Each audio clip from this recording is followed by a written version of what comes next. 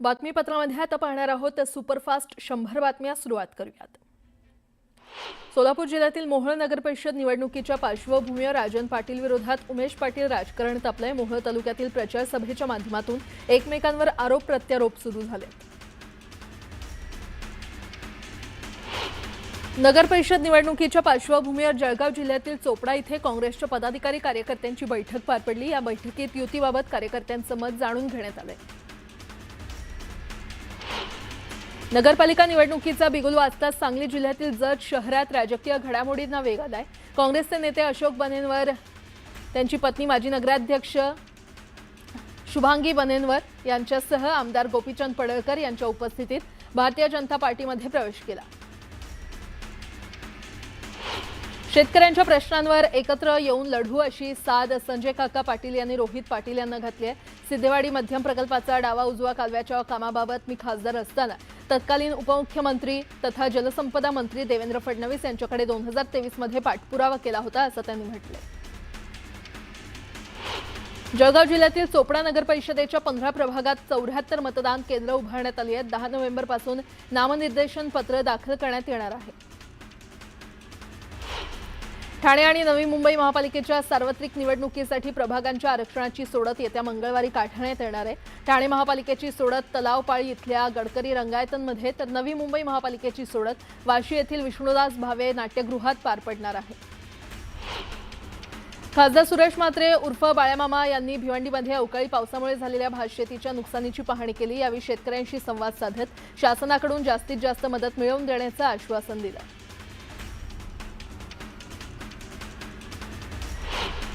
भिवंडीच्या पुंडास गावातील निखिल केणे या कुस्तीपट्टूनं रायगड इथे झालेल्या राज्यस्तरीय शालेय कुस्ती स्पर्धेतील 17 वर्षीय वयोगटातील 48 किलो वजनी गटात प्रथम क्रमांक पटकावलेला आहे। राष्ट्रीय कुस्ती स्पर्धेसाठी पात्र ठरल्यानं गावाचं नाव उज्ज्वल करणाऱ्या निखिलचं ग्रामस्थांनी वाजत गाजत स्वागत केलं।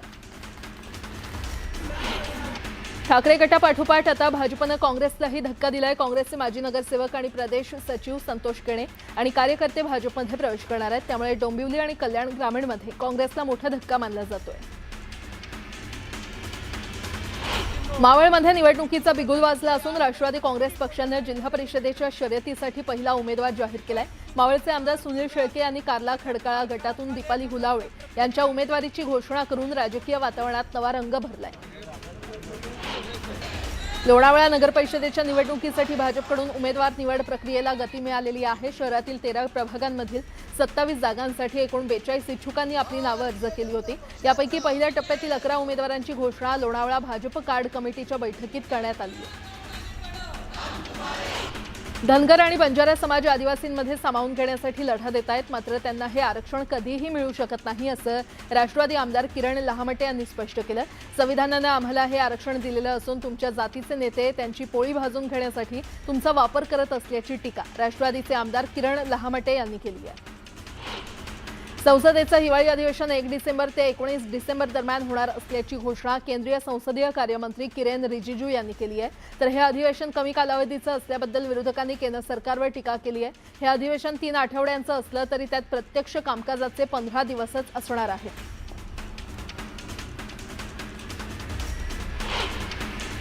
आता एक मोठी बातमी, राष्ट्रवादी अशी औलाद आहे जी सत्तेशिवाय राहू शकत नाही। दोन्ही राष्ट्रवादी एकच आहेत अशी घणाघाती टीका धाराशिवचे शिवसेना आमदार तानाजी सावंत यांनी केली आहे। पाण्यातून मासा काढल्यावर जसा तडफडतो तसं राष्ट्रवादीचं सत्तेसाठी आहे अशी टीका सावंत यांनी केली आहे। राहुल मोटेंच्या राष्ट्रवादी प्रवेशावरून सावंत यांनी ही घणाघाती टीका केली।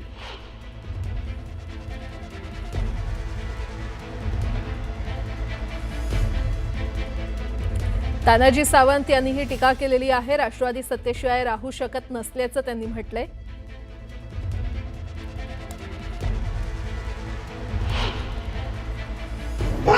स्वातंत्र्य केल्यानंतर त्या दिवसापासून मी एकमेव आमदार होतो महाराष्ट्रातला बोलणारा युतीतला। हे फार दिवस राहणार नाही, कारण राष्ट्रवादीची औलाद अशी आहे सत्तेशिवाय राहू शकत नाही। पाण्यातनं मासा बाहेर काढल्यावर जसं होतं तसं होतं आणि वर्षात आलंच ते। आणि त्यावेळी सुद्धा मी सांगत होतो की दोन्ही राष्ट्रवादी एकच आहेत, वेगवेगळ्या नाही। ह्याचा प्रत्यंतर तुम्हाला गेल्या 10 दिवसात गेल्या महिन्याभरात आला असेल। पुन्हा एकदा बातम्या वेगवान स्वरूपात। पुणे महापालिकेनं मिळकत थकबाकीदारांसाठी अभय योजना जाहीर केलेली आहे. जुन्या हद्दीसह समाविष्ट गावातील सर्व प्रकारच्या मिळकतींसाठी दंडाच्या रकमेत 75% सूट देण्यात येणार आहे. येत्या 15 नोव्हेंबर ते 15 जानेवारीपर्यंत ही योजना राबवण्यात येणार आहे. बेस्टमध्ये तब्बल 30 ते 35 वर्ष सेवा बजावल्यानंतर निवृत्त झालेल्या 4,500 कर्मचाऱ्यांची देणी प्रशासनानं 4 ते 5 वर्षांपासून थकवल्यानं त्यांच्यावर उपासमारीची वेळ आली आहे. यामध्ये ग्रॅच्युटी, कोविड भत्ता आणि वेतन फरकाच्या रकमेचा समावेश आहे. मुंबईतील वाहतूक कोंडी दूर करण्यासाठी कोस्टल रोड म्हणजेच वर्सोवा भाईंदर प्रकल्प मुंबई महापालिकेनं हाती घेतलाय. त्याला केंद्रीय पर्यावरण मंत्रालयानं नुकतीच तत्वतः मान्यता दिली आहे. मात्र प्रकल्पामुळे बाधित होणाऱ्या 346 हेक्टर जमिनीचं संपादन अद्याप बाकी आहे. त्याला गती देण्यासाठी सल्लागार नेमण्याचा निर्णय घेतला असून त्यासाठी निविदा प्रक्रिया सुरू केली आहे. मुंबई शहर आणि उपनगरातील पीक आवरला अवजड वाहनांसोबतच टँकर कारणीभूत मानले जात असून या वाहनांमुळे आता भर दिवसाही कोंडी होते आणि इथे होणाऱ्या कोंडीमुळे 25 मिनिटांचा प्रवास 45 मिनिटांवर लांबला असून कारवाई करूनही काहीच फरक पडत नसल्याचं चित्र आहे. राज्य परिवहन महामंडळाला दिवाळीच्या हंगामात अतिरिक्त उत्पन्न कमवता आलं नाही. दैनंदिन वाहतूक अहवालानुसार प्रतिदिन सवलत मूल्य रकमेसह प्रवासी तिकिटांमधून मिळणाऱ्या महसुलात तब्बल 6 कोटी रुपयांची तूट आली असून ऑक्टोबर महिन्यात सुमारे 180 कोटी रुपयांचा फटका बसल्याची माहिती मिळाली आहे. म्हाडानं गेल्या वर्षी काढलेल्या मुंबईतील घरांच्या सोडतीमधील दिंडोशीतील शिवधाम कॉम्प्लेक्स आणि खडकपाडा येथील शिवनेरी गृहनिर्माण सोसायटी या इमारतींना भोगवटा प्रमाणपत्र मिळालेलं नाही आणि त्यामुळे या योजनेमधील 222 विजेते वर्षभरापासून घराचा ताबा कधी मिळणार या प्रतीक्षेत आहेत. कोकण रेल्वेवर मागील 26 वर्षांपासून मालवाहतुकीच्या क्षेत्रात वेगवान मार्ग तयार करणारी रोरो सेवा सुरू आहे. या सेवेद्वारे देशभरात जीवनावश्यक आणि अत्यावश्यक वस्तूंचा पुरवठा करण्यात येतोय.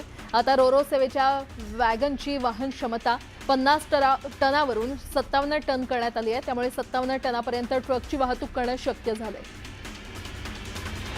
20% सर्वसमावेशक गृहनिर्माण योजनेतील परवडणाऱ्या घरांचं सुधारित निकष म्हाडानं निश्चित करून तसा प्रस्ताव राज्य शासनाला पाठवला. यानुसार मुंबईसाठी 90 लाख रुपये तर मुंबई महानगर परिसरासाठी 60 लाख रुपये असे परवडणाऱ्या घराचे निकष निश्चित करावेत असे प्रस्तावित करण्यात आले. याबाबत पाठपुरावा करूनही राज्य शासनानं अद्याप सुधारित निकष जारी केलेले नाहीत. त्यामुळे अशा योजनांमध्ये निर्माण होणाऱ्या परवडणाऱ्या घरांच्या किमतींमध्ये एकवाक्यता नसल्याचं आढळून आलंय. महानगरपालिका प्रशासनानं राष्ट्रीय शहरी आरोग्य अभियानाअंतर्गत कार्यरत असलेल्या कर्मचाऱ्यांची नियुक्ती आणि अन्य बाबींची जबाबदारी कंत्राटदाराकडे सोपवण्यात आलेली आहे. मात्र कंत्राटदाराकडून कर्मचाऱ्यांना कुठलीच वेतनवाढ, प्रसूती रजा, भविष्य निर्वाह निधी, आरोग्य विमा योजना आदी लाभ देण्यात येत नसल्याचा आरोप म्युनिसिपल कर्मचारी कामगार संघटनेनं केला आहे. त्याविरोधात येत्या 17 नोव्हेंबर रोजी आझाद मैदानात बेमुदत आंदोलन करण्याचा निर्णय कामगार कर्मचाऱ्यांनी घेतलाय. कढईचं तेल शरीरासाठी आरोग्यदायी असतं आणि फिटनेस राखणारी लोक या तेलाला आहारात समाविष्ट करून घेतात. त्यामुळे या तेलाची मागणी वाढते. मात्र या तुलनेनं कढईचं उत्पन्न कमी घेतलं जातंय. मुंबईमध्ये हे तेल 250 ते 540 रुपये प्रति लिटर आहे. तर गेल्या 6 महिन्यात कढई तेलाचा भाव हा 80 ते 100 रुपयांनी वाढलाय. पुणे आंतरराष्ट्रीय विमानतळावरून 2 डिसेंबरपासून पुणे ते अबुधाबी ही विमानसेवा सुरू होणार आहे. एअर इंडिया एक्सप्रेस विमान कंपनीनं शनिवारी या हवाई मार्गाबाबत शनिवारी घोषणा केली. पुणे विमानतळावरून दर मंगळवार, गुरुवार आणि शनिवारी पुणे ते अबुधाबी विमान उड्डाण होणार आहे. मध्य हार्बर आणि पश्चिम रेल्वे मार्गावर मेगा ब्लॉक आज असणार आहे. रेल्वे मार्गाच्या दुरुस्ती, देखभाल आणि अभियांत्रिकी कामांसाठी हा ब्लॉक घेतला जाणार असून प्रवाशांना अनावश्यक प्रवास टाळण्याचं आवाहन प्रशासनानं केलं.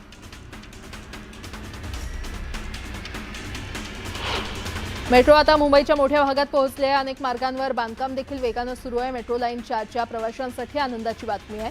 मुंबई मेट्रो लाईन 4 वडाळा ते ठाणे कासारवडवली प्रकल्प वेगानं प्रगतीपथावर आहे. यावर्षी डिसेंबरमध्ये या मार्गावरील 4 स्थानकांवर काम सुरू होईल असा विश्वास आहे. दिवाळीमध्ये पडलेल्या पावसामुळे मुंबई शहरात प्रदूषण कमी पातळीवर राहिलं. मात्र पाऊस थांबल्यानंतर हवेची गुणवत्ता पुन्हा एकदा खराब पातळीवर नोंद होत चालली आहे. शुक्रवार पाठोपाठ शनिवारी मुंबईच्या हवेची गुणवत्ता ढासळली. शहराच्या हवेचा गुणवत्ता निर्देशांक 117 अंकांवर नोंदवला गेला. हवेमध्ये धुळीचे कण वाढल्यामुळे मुंबईकरांच्या आरोग्यावर परिणाम होण्याची भीती तज्ज्ञांकडून व्यक्त केली जाते. पुणे महापालिकेत कनिष्ठ अभियंता स्थापत्य या पदाच्या 171 जागा भरल्या जाणार आहेत. त्यासाठी तब्बल 40,000हून अधिक अर्ज आलेले आहेत. पण महापालिका प्रशासनाकडून गेल्या वर्षभरापासून वेळकाढूपणा केल्यानं आता वेळ अपुरा आहे. त्यामुळे महापालिका निवडणुकीच्या आचारसंहितेमध्ये ही भरती अडण्याची शक्यता निर्माण झाली आहे.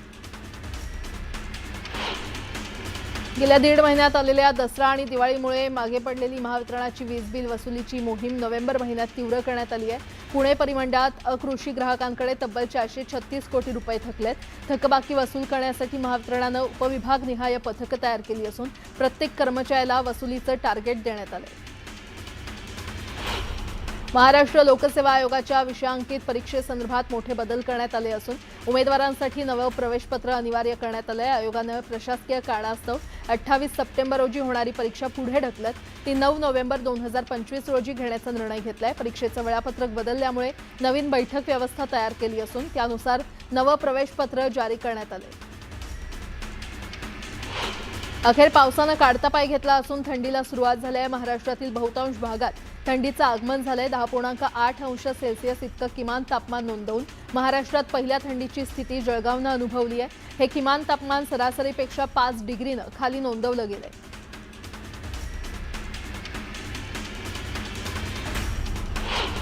राज्यातील सर्व महापालिका क्षेत्रातील रस्त्यांची अवस्था सध्या अत्यंत बिकट झाली आहे. रस्त्यांवर सर्वत्र खड्डेच खड्डे दिसत आहेत. या खड्ड्यांमुळे अपघातांच्या घटनांमध्ये मोठी वाढ झाली आहे. या गंभीर समस्येची दखल मुंबई उच्च न्यायालयानं घेत राज्यातील महापालिका प्रशासनाची कानउघडणी केली असून अपघात झाल्यास संबंधितांना 50,000 ते 6 लाख रुपये नुकसान भरपाई देण्याचे आदेश दिले.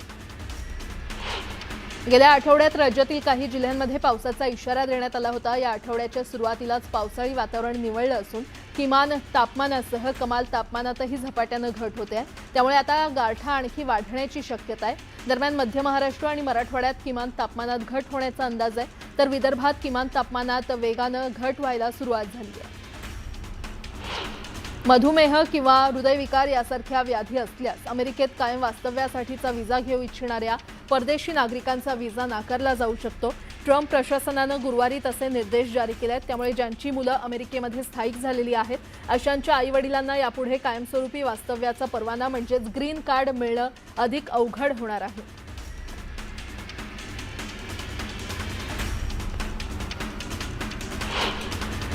आता एक मोठी बातमी. राज ठाकरे यांनी आज महत्त्वाची बैठक बोलावलेली आहे. मनसेचे नेते, मुंबई अध्यक्ष आणि उपाध्यक्षांची तसंच इतर शहर अध्यक्षांची 11 वाजता शिवतीर्थ इथे बैठक होणार आहे. आगामी निवडणुकीच्या निमित्तानं मनसेच्या रणनीतीबाबत आजच्या बैठकीत चर्चा होणार आहे. नगराध्यक्ष पदाच्या निवडणुकीच्या निमित्तानं राज ठाकरे युतीबाबत स्पष्टता देतील का, याकडे सगळ्यांचं लक्ष लागलंय.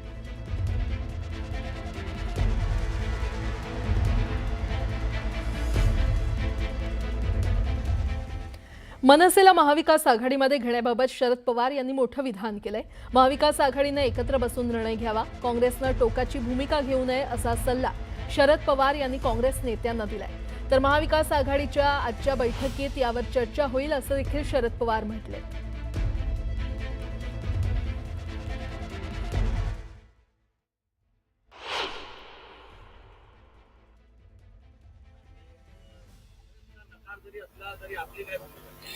आम्हाला असं वाटतं एकत्र बसून पर्याय देऊ शकत असेल तर तेवढी टोकाची भूमिका कशी घेऊन काँग्रेसने सुद्धा विचार करावा. पण मी आत्ता सांगू शकत नाही. उद्या आमची बैठक आहे ना, उद्याच आमची बैठक. त्या बैठकीत साधारणतः सगळ्यांसोबत होऊन निर्णय होईल. पुन्हा एकदा बातम्या वेगवान स्वरूपात. यंदा जिल्ह्यातील सर्व तालुक्यांमध्ये भूजल पातळी सकारात्मकपणे वाढलेली आहे आणि त्यामुळे बहुतेक तालुक्यात टँकरवर कमी प्रमाणात अवलंबून राहावं लागणार आहे. मात्र शहरी भागात कृत्रिम पाणी टंचाई निर्माण केली जात असल्यानं शहरात पाणी टंचाईच्या झळा सुरूच आहेत. जळगाव जिल्ह्यामध्ये गेल्या 2 दिवसांपासून थंडीचा कडाका वाढू लागलाय. रात्रीचं तापमान हे 12.6 अंश सेल्सिअस पर्यंत खाली आलंय. हवामान खात्यानं पुढील काही दिवसात रात्रीचा पारा आणखी घसरण्याचा इशारा दिलाय.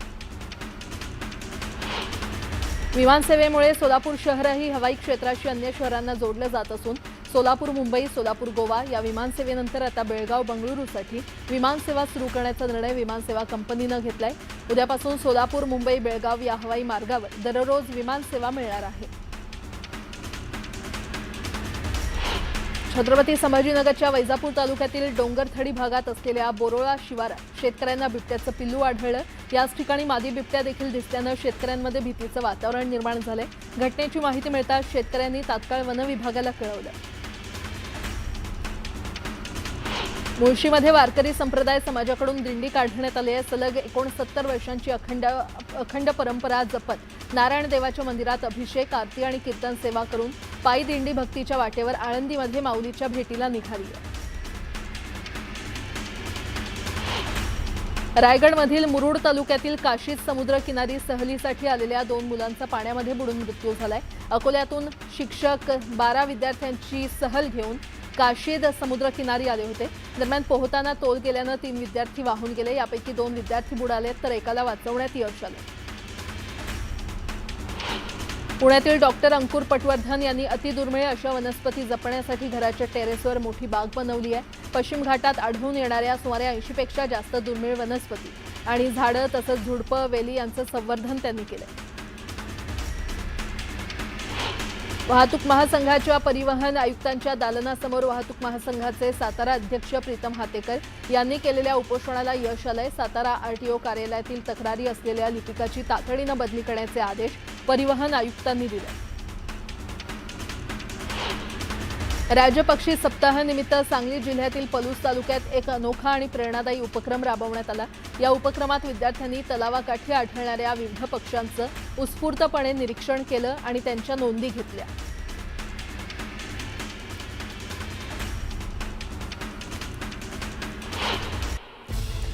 आता एक मोठी बातमी। अण्णासाहेब पाटील महामंडळाच्या वेबसाईटचं काम उपमुख्यमंत्री अजित पवार यांनी बंद पाडल्याचा आरोप नरेंद्र पाटील यांनी केला होता। दरम्यान हे आरोप निरर्थक असल्याचं प्रत्युत्तर राष्ट्रवादीच्या प्रवक्त्या वैशाली नागवडे यांनी दिले। अण्णासाहेब पाटील महामंडळाचे अध्यक्ष नरेंद्र पाटील यांच्याकडून मराठा तरुणांची सुद्धा दिशाभूल करण्याचा प्रयत्न असल्याचा आरोप नागवडे यांनी केलाय। तर वेबसाईटच्या सुधार प्रक्रियेमुळे महामंडळाचं नवीन प्रमाणपत्र देण्याचं काम वगळता इतर सर्व कामकाज सुरळीतपणे सुरू असल्याचं महामंडळाच्या वतीनं व्यवस्थापकीय संचालक विजय देशमुख यांच्याकडून जाहीर करण्यात आल्याचं नागवडे यांनी म्हटलं। नरेंद्र पाटील यांच्याकडून राजकीय हेतूपोटी राज्याचे उपमुख्यमंत्री अजित पवार यांच्यावर बिनबुडाचे आरोप केल्याचं या प्रकरणावरून लक्षात येतंय, अशी टीका देखील त्यांनी केली आहे।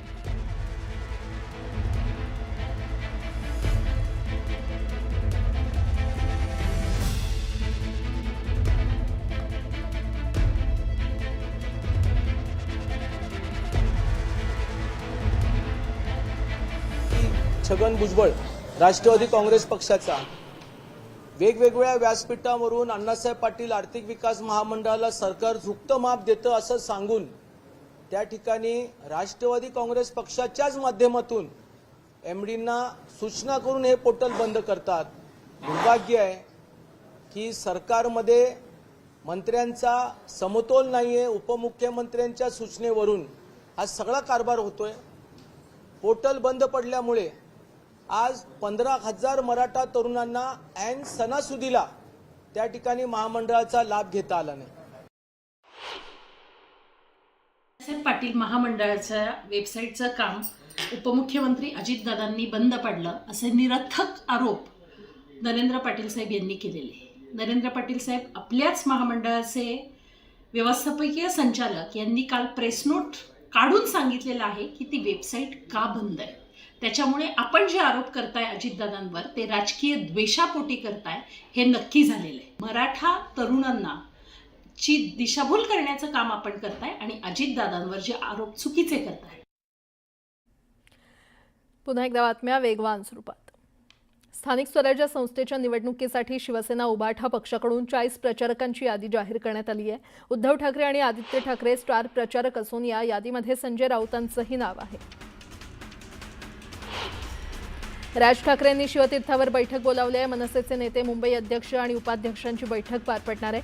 आगामी निवडणुकीच्या निमित्तानं मनसेच्या रणनीतीबाबत आजच्या बैठकीत खरं तर चर्चा होणार आहे। सातारा नगरपालिका निवडणुकीमध्ये उदयनराजेंनी मनोमिलनाबाबत सकारात्मकता दर्शवलेली आहे। मात्र शिवेंद्रराजेंनी निर्णय पक्ष श्रेष्ठींवर सोडल्यामुळे सस्पेन्स निर्माण झालाय। तर मला नगराध्यक्ष व्हायचं असल्यामुळे मी खासदारकीचा राजीनामा देऊन नगराध्यक्ष होणार, अशी मजेशीर प्रतिक्रिया उदयनराजे भोसले यांनी दिली आहे।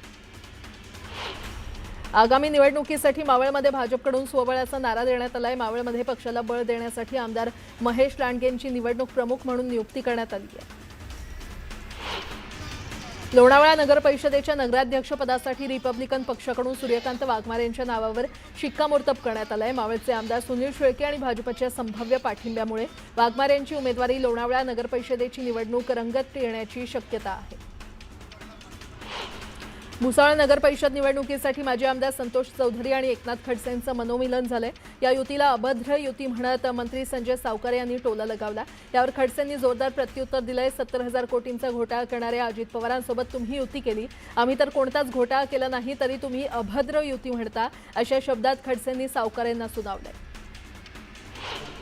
कर्जत खोपोलीमध्ये शिंदेंच्या शिवसेनेला धक्का बसलाय। आमदार महेंद्र थोरवे यांची साथ सोडून शेकडो कार्यकर्त्यांनी अजित पवारांच्या राष्ट्रवादीमध्ये प्रवेश केला। खासदार सुनील तटकरे यांच्या उपस्थितीमध्ये हा पक्षप्रवेश पार पडला।